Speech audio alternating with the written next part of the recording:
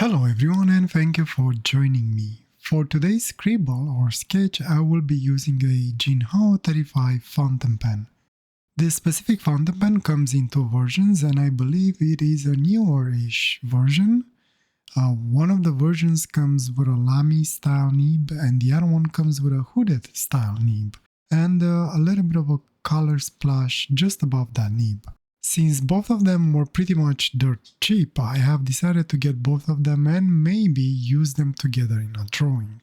What kind of a drawing? No idea, but I guess we'll find out. The fountain pens are pretty simple and with the exception of the business end of the nib and section, the pens are pretty much identical and all metal build. It has a pretty decent pull-push cap that clips into place with a loud pop and that posts very secure and deep.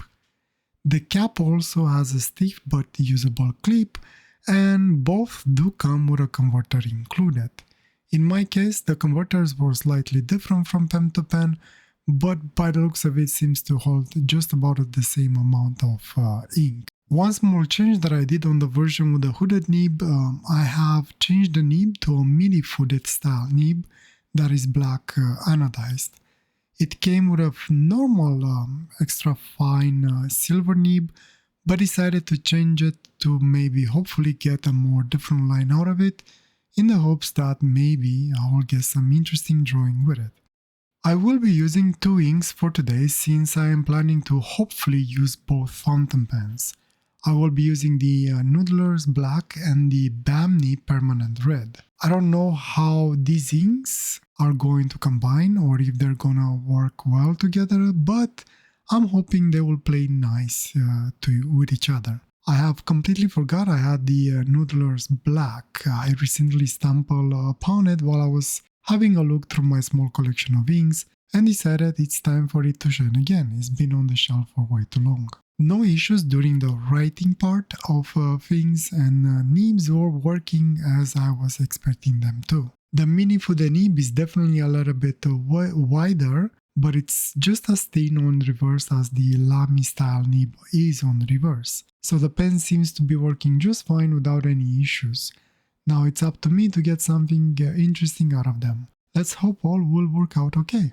One thing that I find slightly annoying is if both pens are capped, I can't easily tell which one is which unless I make some sort of a external mark on them. So a lot of times I was catching myself by uncapping the pens trying to figure out which one is which, and obviously I was always picking up the wrong one. Well, here I am stumbling again on the gigantic, for me, piece of paper trying to find a form or shape that I can cling on and get something interesting out of it. When I started, I was aiming to maybe get some sort of monster again, surprise surprise, but I was really open for pretty much anything. All that I was hoping, like usual, is to at least get something a little more interesting than the last one that I did.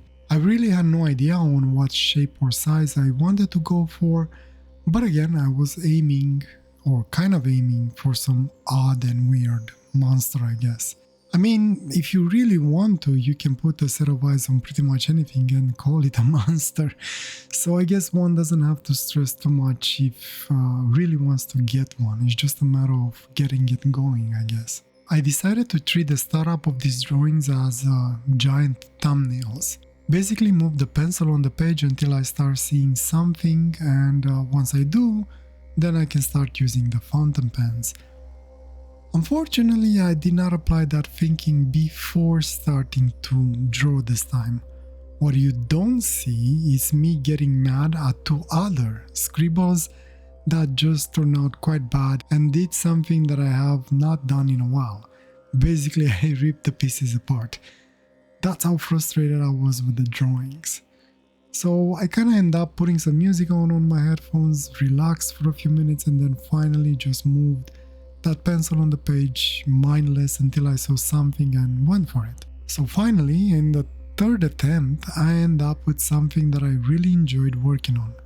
Nothing too complicated, pretty simple and quite flowy, I would call it. Speaking of call it, I think I'm gonna call this one the Curious Dust Bunny. At least that's what it seems to look like to me, a super magnified dust bunny, or just a gigantic one on a piece of paper. I don't know, I'll let you decide that. The fun part is that this one actually took me least time to build than the other two that I screwed up, and I enjoyed it the most, and it's pretty much made out of nothing but circular lines stacking on top of each other until a shape was formed. I really enjoyed this one. I might try something similar next time, maybe.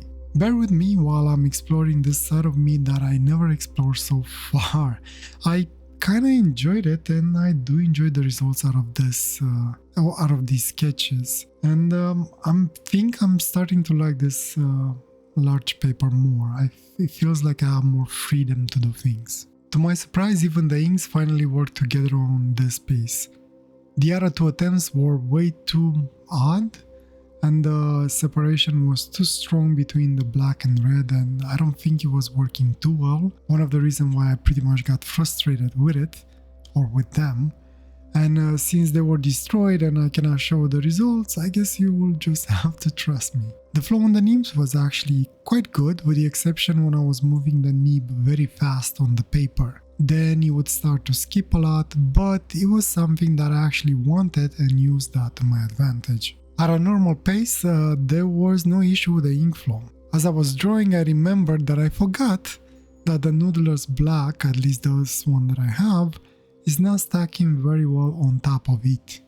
When I was trying to come with a second layer on top of it, it was starting to skip even at slow speeds. The only way I got it going was to hold the nib hovering almost on top of the page and barely touching it, and then the flow was back to normal again.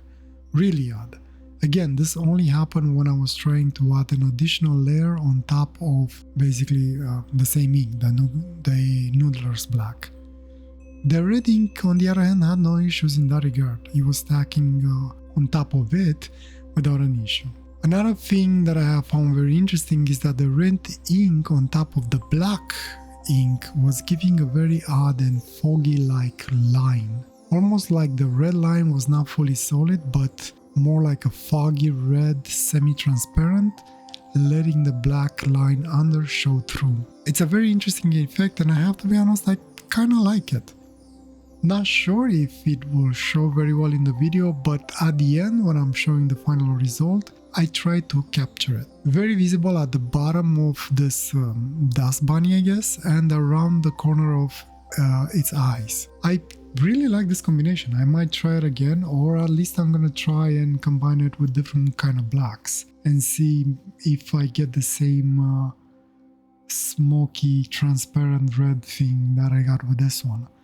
I'm curious if it's because of the Noodler's black or because of how the red ink works. I mean this specific red ink. Anyway, I think this is what I'm stopping today with my ramblings, and I'll just let you enjoy the rest of the Scribble in peace and quiet. And if you watch it until the end, I thank you for your time spending while watching me scribble lines on a piece of paper. If you have any comments, as usual, leave them down below and I'll reply to them as soon as I get a chance. I wish you all the best and a wonderful day or night, wherever you are. Take care. Bye.